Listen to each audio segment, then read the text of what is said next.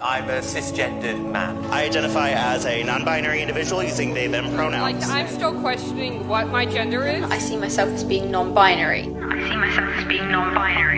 একজন পুরুষ কেন মহিলা হবে বা একজন মহিলাই বা কেন পুরুষ হবে হতে চাইবে?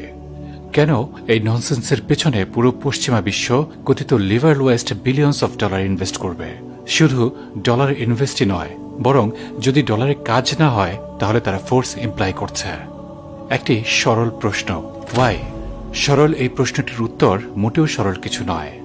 কেন এই বিকৃত মানসিকতাকেই আমাদের সর্বশক্তি দিয়ে মোকাবেলা করতে হবে? এটি শুধু কোনো তাত্ত্বিক বা দার্শনিক অস্থিতিশীলতা বা আগ্রাসন এমন নয়, বরং এটি আমাদের পরিবার এবং সন্তানদের জন্য হুমকি। এমনও হচ্ছে সন্তান তার বাবার বিরুদ্ধে কেস করে দিচ্ছে এবং আইন বাবাকেই গ্রেফতার করে জেলে ভরে দিচ্ছে। সন্তান এমনকি নিজের বাবাকে হত্যা পর্যন্ত করে ফেলছে। কেন আজ আমাদের এত বড় প্রকাশ্য মিথ্যাচারের মোকাবেলা করতে হবে, যা আমাদের অস্তিত্বের হুমকি, নিরাপত্তার হুমকি? ভেবে দেখুন তো, পুরো পশ্চিমা বিশ্ব সাদাকে কালো প্রমাণ করার চেষ্টা করছে, প্রমাণ করার জন্য বিলিয়ন্স অফ ডলার ইনভেস্ট করছে। কেমন মনে হবে আপনার কাছে? বাস্তবতা হচ্ছে এটি তার চেয়েও ভয়ঙ্কর, কারণ এর সাথে আমাদের এবং আমাদের সন্তানদের নিরাপত্তা জড়িত। নারী পুরুষ নয় এবং পুরুষ নারী নয়, এটি বাইনারি। এর মাঝে কোনো নন বাইনারি বা গ্রে এরিয়া থাকা সম্ভব নয়। তাহলে আবারও সেই একই প্রশ্ন, কেন তারা এত বড় প্রকাশ্য মিথ্যা আমাদের উপরে চাপিয়ে দিচ্ছে? এর অনেকগুলো কারণ আছে। এর পেছনে অনেকগুলো কালো অধ্যায় এবং জঘন্য চক্রান্ত আছে। আমরা সেগুলো খুব শীঘ্রই আপনাদের সামনে নিয়ে আসব, ইনশাআল্লাহ। তবে আপাতত খুব সহজভাবে যদি আমরা বিষয়টি উপস্থাপন করতে চাই, একেবারে সরলীকৃতভাবে, তাহলে বলা যায় এটি হচ্ছে বিদ্যমান বিশ্ব ব্যবস্থা বা ওয়ার্ল্ড ভিউকে চ্যালেঞ্জ করা। শুধু চ্যালেঞ্জই নয়, বরং এটিকে প্রশ্নবিদ্ধ করে ফেলা, এটির ব্যাপারে মানুষকে সন্দিহান করে ফেলা, এটি দুর্বল প্রমাণ করা এবং দুমড়ে মুচড়ে ফেলা। কেন? কারণ আজকের বিশ্ব আসলে আরেকটি নতুন বিশ্ব ব্যবস্থার জন্য প্রস্তুত হচ্ছে। আপনি এটিকে যেভাবে ইচ্ছা বলতে পারেন, নিউ ওয়ার্ল্ড অর্ডার, কিংবা আমরা বলবো দাজ্জালি বিশ্ব ব্যবস্থা, যার মূল ভিত্তি হচ্ছে মিথ্যা, প্রতারণা, সততা, ছলনা। যখন আমরা বলছি একটি বিশ্ব ব্যবস্থার পরিবর্তন, তখন বিষয়টি কেবল ছেলে থেকে মেয়ে, gender fluidity, same sex marriage বা এ ধরনের কোনো কন্ট্রোভার্সিয়াল বিষয়ের মধ্যে সীমাবদ্ধ নয়, বরং এগুলো আমাদের দিন রাতের মধ্যে আবর্তিত প্রতিটি কথা, কাজ এবং আমাদের বিশ্বাসের উপর শয়তানি নিঃশ্বাস ফেলছে। কিন্তু বাস্তবতা এইও যে আমরা অনেকেই টের পাই না। এর অন্যতম একটা কারণ হচ্ছে আমাদের অসচেতনতা এবং উদাসীনতা।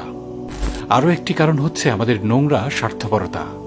এরকম আরো বিভিন্ন কারণে আমরা আসলে তাদের জন্য ক্ষেত্র তৈরি সহজ করে দিয়েছি। যা বলছিলাম, একটি বিশ্ব ব্যবস্থাকে সরিয়ে আরেকটি নতুন বিশ্ব ব্যবস্থা প্রয়োগ করা খুব সহজ কাজ নয়। এই জন্য তারা প্রথমে আদর্শ, বিশ্বাস, মূল্যবোধ এসবের উপরে আঘাত করে। এগুলো সবার আগে উপড়ে ফেলতে চায়, এগুলো চ্যালেঞ্জ করে এবং এগুলোকে পথ থেকে সরিয়ে ফেলতে চায়।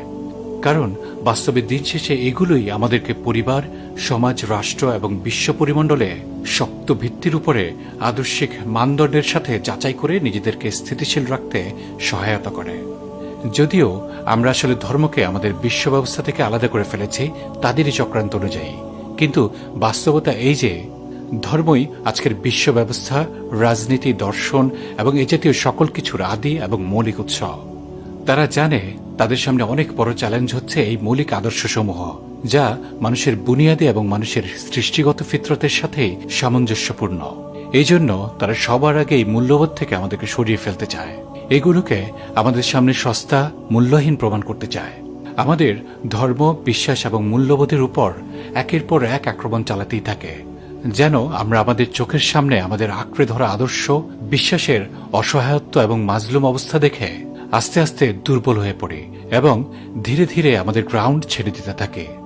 এভাবেই তারা আমাদের দখল নিতে চায় এবং তাদের নতুন শয়তানি বিশ্ব ব্যবস্থার জন্য এই দুনিয়াকে প্রস্তুত করতে চায়। আমরা বলেছিলাম সরলীকৃতভাবে বলবো, কিন্তু এমনকি এই সরলীকৃত আলোচনাও দীর্ঘ হয়ে গেল। লক্ষ্য করুন, দেশের দুজন স্বনামধন্য শিক্ষককে প্রকাশ্যে প্রাণনাশের হুমকি দেওয়ার পরেও হুমকিদাতা জঙ্গি এখনো বহাল তবিয়তে ঘুরে বেড়াচ্ছে। শুধু তাই নয়, তাকে প্রেস কনফারেন্স করার বিলাসিতা দেওয়া হয়েছে।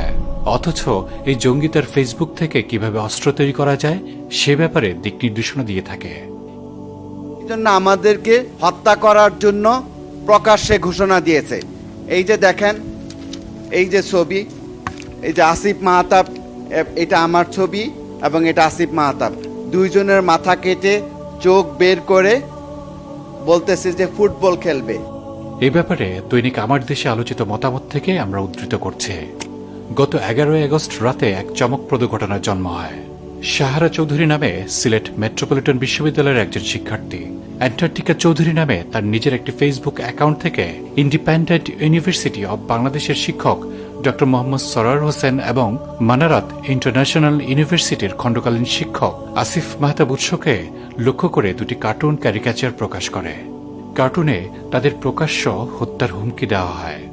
এই ঘটনায় ভুক্তভোগী দুই শিক্ষক থানায় সাধারণ ডায়েরি বা জিডি করেন এবং পরে বিশ্ববিদ্যালয় কর্তৃপক্ষ সাহারা চৌধুরীকে বহিষ্কার করে। কিন্তু এখানেই বিতর্ক নতুন দিকে মোড় নেয়।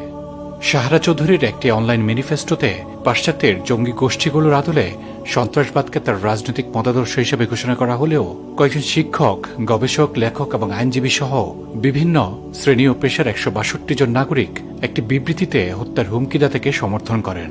তারা সন্ত্রাসবাদকে নিন্দা না জানিয়ে উল্টো হুমকির শিকার দুই শিক্ষককে অপরাধী সাব্যস্ত করেন। উপরন্তু তারা সাহারা চৌধুরীর বহিষ্কার আদেশ প্রত্যাহার এবং ভুক্তভোগী দুই শিক্ষককে অসংবেদনশীল আচরণ ও ঘৃণা ছড়ানোর দায়ে প্রকাশ্যে ক্ষমা চাওয়ার দাবি করেন। আমরা বিস্ময়ে লক্ষ্য করি, নিজেদের উচ্চশিক্ষিত, মুক্তমনা ও প্রগতিশীল দাবি করা এই বিশিষ্ট নাগরিকদের মধ্যে আছেন দেশের প্রথম সারির বহু সাবেক ও উদীয়মান বামপন্থী বুদ্ধিজীবী ও পেশাজীবী।